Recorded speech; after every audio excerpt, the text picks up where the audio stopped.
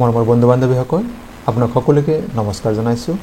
আজি আমি এই ভিডিঅ'টিত 2020 চনৰ ডিৰেক্টৰ অফ হেল্থ সাৰ্ভিসৰ যি পৰীক্ষা অনুষ্ঠিত হৈছিল তাৰে কেইটামান প্ৰশ্ন আমি এই ভিডিঅ'টিত আলোচনা কৰিম। এইটো আছিল প্ৰশ্নকাকতৰ আমি কেইটামান প্ৰশ্ন এই ভিডিঅ'টিত আলোচনা কৰিম। আপোনালোকে প্ৰথমৰ পৰা শেষলৈ ভিডিঅ'টি চাব, নিশ্চয়কৈ উপকৃত হ'ব। আহকচোন বাৰু আমি প্ৰশ্ন উত্তৰসমূহ জানি লওঁ। ইয়াত চাওক যে ডিৰেক্টৰ অফ হেল্থ সাৰ্ভিসৰ কেইটামান প্ৰশ্ন উত্তৰ ইয়াত দিয়া আছে। প্ৰথম প্ৰশ্ন দিয়া আছিল, who defeated Prithviraj Chauhan at the second battle of Tarain. তৰাইনৰ দ্বিতীয় যুদ্ধত পৃথ্বীৰাজ চৌহানক কোনে পৰাস্ত কৰিছিল? ইয়াত আমাক যিখিনি বিকল্প দিয়া আছে তাৰ শুদ্ধ বিকল্প হৈছে তৰাইনৰ দ্বিতীয় যুদ্ধত পৰাস্ত কৰিছিল। আমাৰ দ্বিতীয় প্ৰশ্ন আছে, সৌৰজগতৰ আটাইতকৈ ক্ষুদ্ৰতম গ্ৰহটোৰ নাম কি? সৌৰজগত সম্পৰ্কে আমাক প্ৰায় প্ৰশ্ন দিয়া থাকে, বৃহত্তম, ক্ষুদ্ৰতম, সূৰ্যৰ আটাইতকৈ ওচৰৰ গ্ৰহ। গতিকে ইয়াত আমাক এই প্ৰশ্ন সুধি দিয়ে স্মলেষ্ট প্লেনেট, আটাইতকৈ সৰু আকাৰত যিটো সৰু গ্ৰহ আছে সেইটো নাম হৈছে বুধ গ্ৰহ, আৰু যাক ইংৰাজীত কোৱা হয় মাৰ্কিউৰি। আৰু বৃহত্তমটো আমি সকলোৱে জানো জুপিটাৰ, বৃহস্পতি বুলি আমি সকলোৱে জানো। পৰৱৰ্তী প্ৰশ্ন, আগ্ৰাত অৱস্থিত মতি মছজিদ কোনজন ৰজাই নিৰ্মাণ কৰিছিল? এই নিম্নলিখিত যিকেইজন শাসকৰ নাম দিয়া আছে তেওঁলোকৰ ভিতৰত কোনে আগ্ৰাত অৱস্থিত মতি মছজিদ নিৰ্মাণ কৰিছিল? আমাৰ সেইখিনি হৈছে প্ৰশ্ন, আৰু ইয়াৰ শুদ্ধ উত্তৰ হৈছে মতি মছজিদ শ্বাহজাহানে নিৰ্মাণ কৰাইছিল।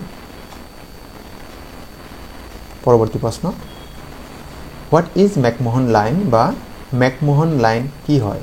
ই আচলতে কি বুজায়? ইয়াত বিকল্পসমূহ চাওক। ইয়াত দিছে চাউথ চাইনা আৰু পেচিফিক অ'চেন, দক্ষিণ চাইনা আৰু প্ৰশান্ত মহাসাগৰৰ মাজৰ যি পৃথকীকৰণ লাইন, নে ইয়াতে অষ্ট্ৰেলিয়া আৰু নিউজিলেণ্ডৰ মাজত কি আছে বৰ্ডাৰ লাইন। ইয়াত দিয়া আছে boundary line between India and China, Bharat আৰু চীনৰ যি সীমান্ত ৰেখা, বা আমেৰিকা যুক্তৰাষ্ট্ৰ আৰু কানাডাৰ সীমান্ত ৰেখা। আৰু ইয়াৰ শুদ্ধ উত্তৰ হৈছে boundary line between India and China. গতিকে আমাৰ অপশ্যন চি শুদ্ধ উত্তৰ। মেকমোহন লাইন হৈছে ভাৰত আৰু চীনৰ যি সীমান্ত line, border line, boundary line, সেয়া হৈছে মেকমোহন লাইন। পৰৱৰ্তী প্ৰশ্ন, East India Company was founded বাই।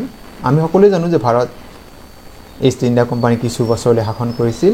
সেই ইষ্ট ইণ্ডিয়া কোম্পানী কোনে গঠন কৰিছিল? ইয়াত দিয়া বিকল্পসমূহ দিয়া আছে যে ব্ৰিটিছৰ সদাগৰসকলে, বণিকসকলে, ব্ৰিটিছ চৰকাৰে গঠন কৰিছিল, ব্ৰিটিছ আৰ্মিয়ে, ওপৰ এটাও নহয়। ইয়াৰে শেষৰ তিনিটা বিকল্প অশুদ্ধ উত্তৰ। শুদ্ধ উত্তৰটি হৈছে যে ব্ৰিটিছৰ বণিকসকল বা সদাগৰসকলে বা বেপাৰীসকলে। গতিকে অপশ্যন এ শুদ্ধ উত্তৰ। পৰৱৰ্তী প্ৰশ্ন, নিম্নলিখিত কোনটো দীৰ্ঘতম নদী? আচলতে প্ৰশ্নটো এনেকৈ হয়, এইটো প্ৰশ্নত এনেকৈ দিয়া আছে কাৰণে মই এনেকৈ লিখি দিলোঁ। আচলতে হ'ব লাগিছিল পৃথিৱীৰ দীৰ্ঘতম নদী কোনটো? আৰু আমি সকলোৱে জানো যে পৃথিৱীৰ দীৰ্ঘতম নদীৰ নাম হৈছে নীল নদী, ইংৰাজীত যাক নাইল বুলি কোৱা হয়। আৰু ইয়াক কি কোৱা হয়? Gift of Egypt. ইয়াতে গিফ্ট অফ ইজিপ্ট বুলি কোৱা হয়, ইজিপ্তৰ মানে বৰদান বুলি কোৱা হয়, গিফ্ট অফ ইজিপ্ট। ই হৈছে আমাৰ পৃথিৱীৰ দীৰ্ঘতম নদী। কিন্তু ইয়াতে আমাক কেতিয়াবা আমি বহুত সময় আমাক কনফিউজ কৰা আৰু এটা প্ৰশ্ন কেতিয়াবা দিয়ে, আৰু সেই বিকল্পটো ইয়াতে আছে, হৈছে পৃথিৱীৰ যি কোৱা হয় আটাইতকৈ এতিয়া দীৰ্ঘতম পৃথিৱীৰ বৃহত্তম নদী, লাৰ্জেষ্ট ৰিভাৰ, তেতিয়া কিন্তু কি হ'ব? আমাজন ৰিভাৰ হ'ব। নীল নদীৰ আন এটা নাম হৈছে গিফ্ট অফ ইজিপ্ট বুলি কোৱা হয়।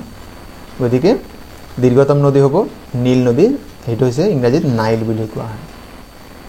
পৰৱৰ্তী প্ৰশ্নলৈ আগবাঢ়িছোঁ। অষ্ট্ৰিয়াৰ ৰাজধানী কি? অষ্ট্ৰিয়া যি দেশ আছে তাৰ ৰাজধানী হৈছে ভিয়েনা, এইটো শুদ্ধ উত্তৰ। পৰৱৰ্তী প্ৰশ্ন, কোন দেশক লেণ্ড অফ ৰাইজিং ছান বুলি জনা যায়? সূৰ্য উদয়ৰ দেশ বুলি কোনখন দেশক জনা যায়? আৰু সেই উত্তৰটি হৈছে জাপান। জাপানক সূৰ্য উদয়ৰ দেশ বুলি কোৱা হয়।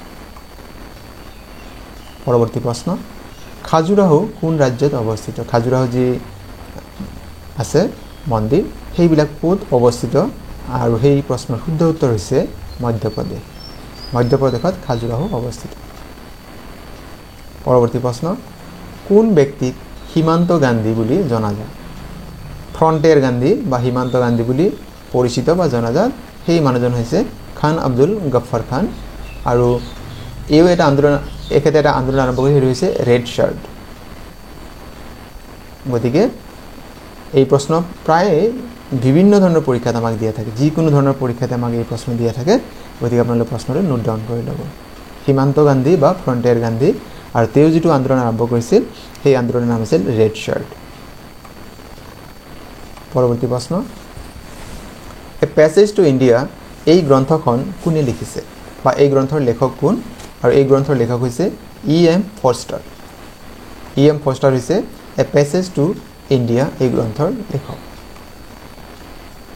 পৰৱৰ্তী প্ৰশ্ন ভাৰতত কোন তাৰিখে ডক্টৰছ ডে বা ডক্টৰৰ দিৱস পালন কৰা হয় আৰু ইয়াৰ শুদ্ধ উত্তৰ হৈছে জুলাইৰ 1 তাৰিখ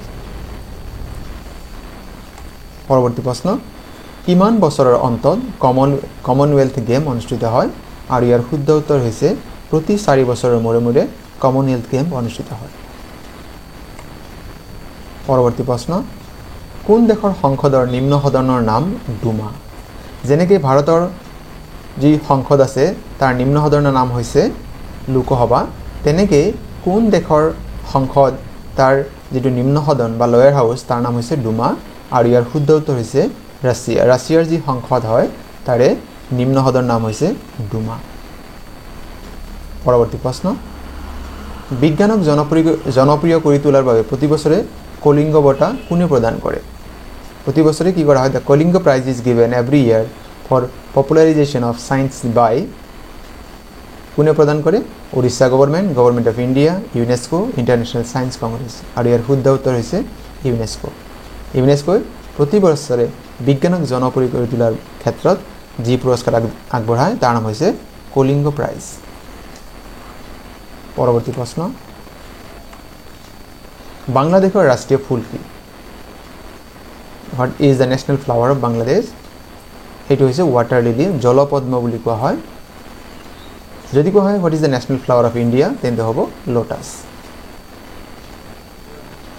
পৰৱৰ্তী প্ৰশ্ন মহাকাশলৈ যোৱা প্ৰথম মহিলাগৰাকীৰ নাম কি first women to go to space এইটো হৈছে ভেলেণ্টিনা টেৰেস্কোভা এই অপশ্যন বি শুদ্ধ উত্তৰ আৰু যদি কোৱা হয় যে মহাকাশলৈ যোৱা প্ৰথম ব্যক্তিগৰাকীৰ নাম তেতিয়া হ'ব ইউৰি গাগাৰিন কিন্তু ইয়াত সুধিছে প্ৰথমগৰাকী মহিলাৰ নাম তেন্তে আমাৰ উত্তৰ হ'ব ভেলেণ্টিনা টেৰেস্কোভা আমাৰ অপশ্যন বি শুদ্ধ উত্তৰ পৰৱৰ্তী প্ৰশ্ন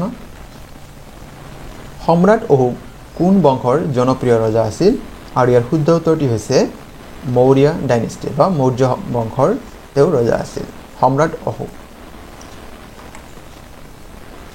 পৰৱৰ্তী প্ৰশ্ন আমাৰ সৌৰজগতত সূৰ্যৰ আটাইতকৈ ওচৰৰ গ্ৰহটোৰ নাম কি আমি যদি এইটো যদি সূৰ্য বুলি ভাবি লওঁ একাদিক্ৰমে যদি আমি গ্ৰহবিলাক সজাই যাওঁ তেন্তে সূৰ্যৰ একেবাৰে কাষত থকা গ্ৰহটোৰ নাম হৈছে মাৰ্কিউৰি ইয়াৰ আৰু এটা বিশেষত্ব হৈছে ই আটাইতকৈ ক্ষুদ্ৰতম বা আটাইতকৈ সৰু গ্ৰহ ইতিমধ্যে আমি প্ৰশ্নটো আলোচনা কৰিছোৱেই গতিকে mercury is the correct answer বা অসমীয়াত ক'লে বুধ গ্ৰহ পৰৱৰ্তী প্ৰশ্ন হালদিঘাটীৰ যুদ্ধত ৰাজপুতসকলৰ নেতৃত্ব কোনে বহন কৰিছিল আৰু ইয়াৰ শুদ্ধ উত্তৰ হৈছে ৰাণা প্ৰতাপ সিংহ